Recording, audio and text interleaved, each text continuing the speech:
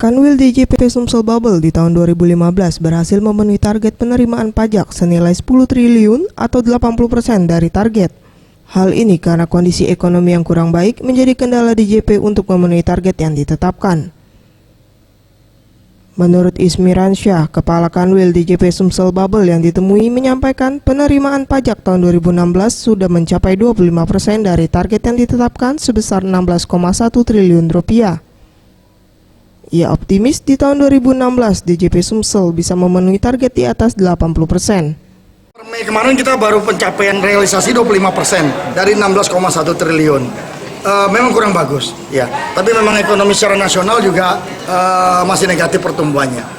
Kita pengennya di atas 80%. Ya, maunya kalau idealnya 100%. Ia juga menambahkan terkait kebijakan teks amnesti atau pengampunan pajak diharapkan bisa selesai bulan Juni 2016 sehingga bisa dijalankan. Mega Dwi Handayani, Sriwijaya TV.